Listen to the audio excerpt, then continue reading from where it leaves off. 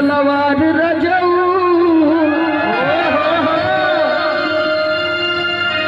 साड़ी चुभेला कमरिया में।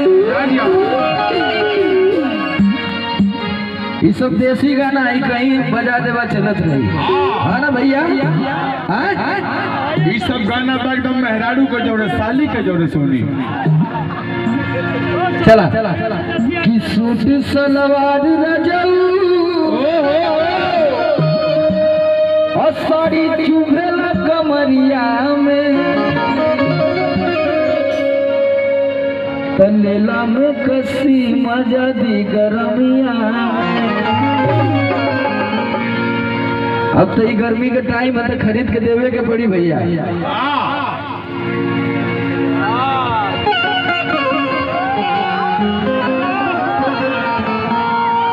चला भैया तलेला में कसी मजा दी गरमिया में। आवे के राजन भैया तलेला में कसी मजा दी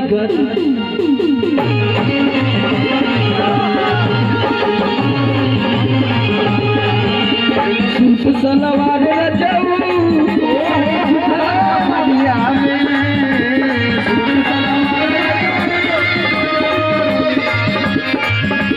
सूट सलवार रजऊ साड़ी चुभेला कमरिया में। बाप रे बाप, भैया सूट सलवार रजऊ सूट सलवार रजऊ साड़ी चुभेला कमरिया में।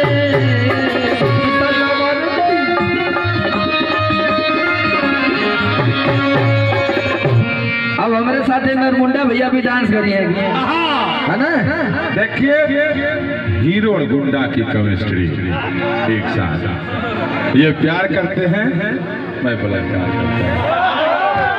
अंतर ये हीरो के पीछे पीछे जाते हैं, मैं डायरेक्ट कहना है मित्रों, कुछ जो नरमुंडा के मन में भाया उसको मैंने रात को उठाया।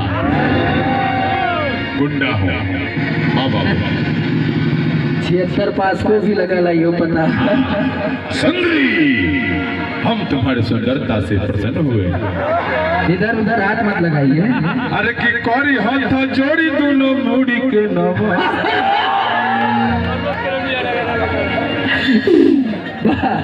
चला तलेला में कसी मजा दी गरम।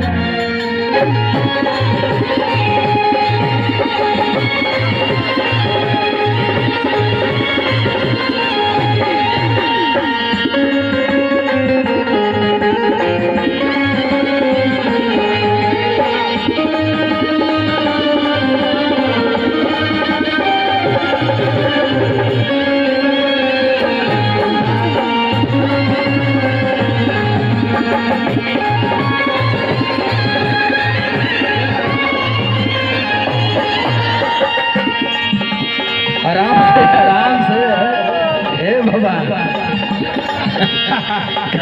नररुआ कहा दिया कैसे कैसे कितने बोलाई रतिया चैत में बेनावा भीतर कहीं में पछुआवा।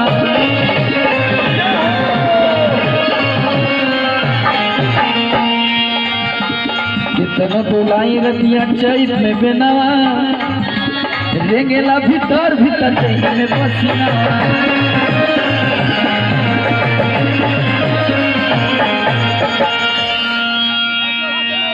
कि मन कर